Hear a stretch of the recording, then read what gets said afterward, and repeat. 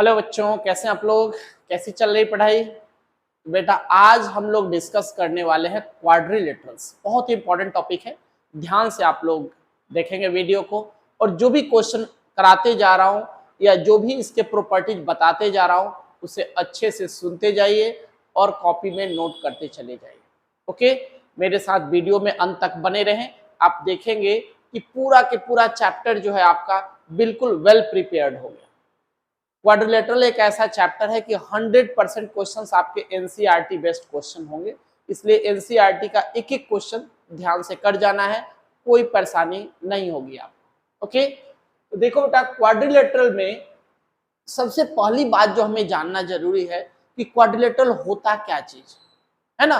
तो क्या कहा, a closed figure having 4 sides, यानी कि 4 साइड से मिल करके क्लोज फिगर, 4 साइड से मिल करके एक जो क्लोज फिगर बनता है उसको क्या कहा जाता है? क्वाड्रिलेटरल्स कहते हैं।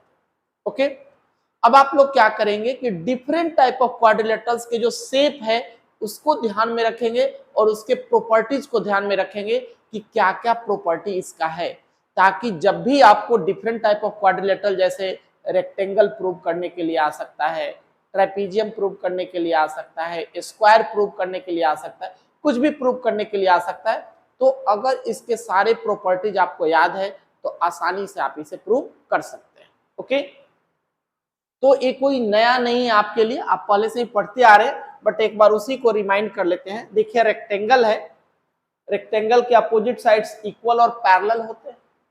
प्रत्येक एंगल कितने का होता है? 90 डिग्री का होता है रेक्टेंगल। और diagonals are equal and bisect each other, है ना। इसके जो डायगोनल्स होते हैं इक्वल होते हैं और एक दूसरे को बाइसेक्ट करते हैं। ओके, उसी तरह से स्क्वायर की बात करें तो स्क्वायर के सारे साइड्स इक्वल होते हैं, डायगोनल्स इक्वल होते हैं, प्रत्येक एंगल 90 पे 90 का होता है, अपोजिट साइड्स इसके पैरेलल होते हैं, ध्यान रखना है।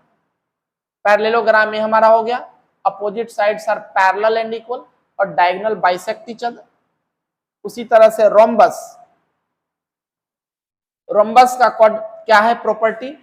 All sides are equal, opposite sides are parallel, diagonal bisect each other at right angle. इसका स्पेशल ध्यान रखना है कि इसके डायगोनल जो है एक दूसरे को राइट एंगल पे बाइसेक्ट करते हैं।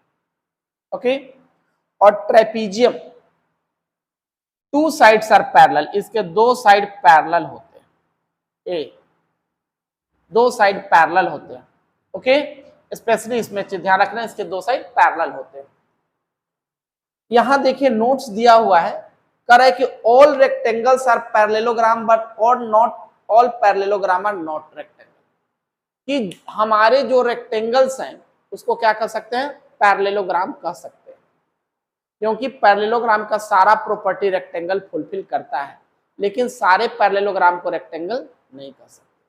उसी तरीके से ऑल स्क्वायर आर रोम्बस, जितने जो स्क्वायर है वो रोम्बस के सारे प्रॉपर्टी को फुलफिल करता है। रोम्बस के जितने प्रॉपर्टी है सबको स्क्वायर फुलफिल करता है, but all rhombus are not square, all rhombus are not square. सारे स्क्वायर रोम्बस होते हैं लेकिन सारे रोम्बस स्क्वायर नहीं होते। तो ये प्रॉपर्टीज आपको अच्छे से ध्यान देना।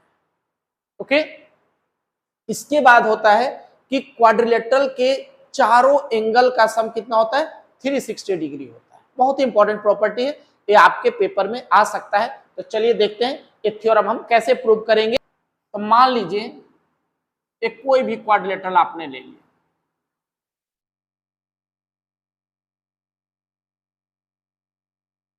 ABCD आपने क्वाड्रिलेटरल ले लिया, तो सबसे पहले क्या लिखते हैं थ्योरम में? गिवन, क्या गिवन है? A quadrilateral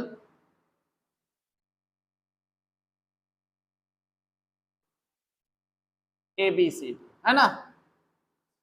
टू प्रूव, क्या प्रूव करना है? Angle A plus angle B plus angle C plus angle D equal to 360 degree. Quadrilateral के चारों एंगल का सम 360 डिग्री होता है। ओके, तो क्या करें? AD को ज्वाइन कर दीजिए। कंस्ट्रक्ट कर दीजिए, ज्वाइन एडी। ओके, तो एडी को आपने ज्वाइन कर दिया तो हमारा क्वाड्रिलेटरल क्या हो गया, दो ट्रायंगल में डिवाइड हो। अब प्रूफ देखिए, ऐसा कीजिए, इसे एंगल 1, इसे एंगल 2, इसे एंगल 3 और इसे एंगल 4 कर लेते हैं। ओके, तो इन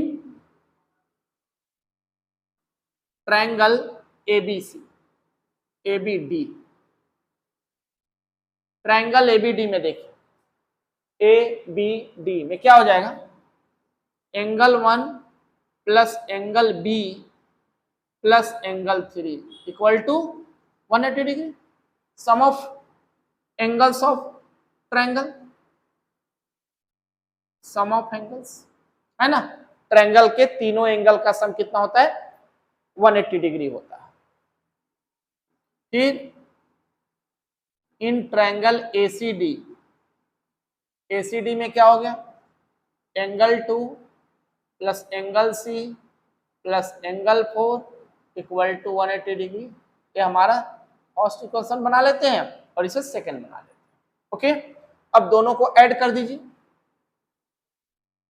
एडिंग फर्स्ट एंड सेकंड, दोनों को अगर आप ऐड करेंगे तो क्या आ जाएगा, angle 1 angle B plus angle 3 plus angle 2 plus angle C plus angle 4 equal to 360 degree, है ना। 180 और 180 ऐड होकर के 360 बन।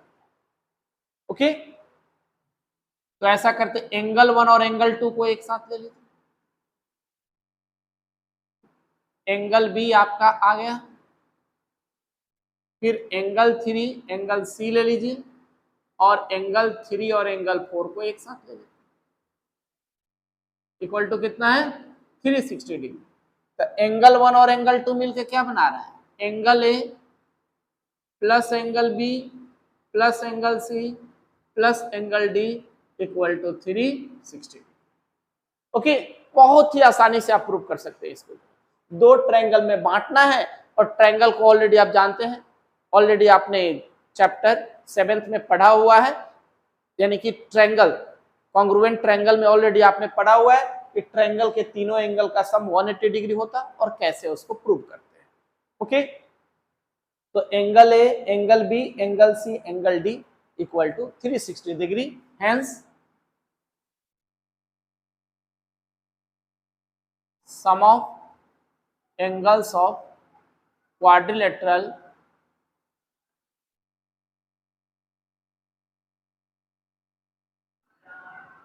is 360 degree. याद रखना है कि क्वाड्रिलेटरल में सारे एंगल का सम कितना होता है, 360 डिग्री बाय 2।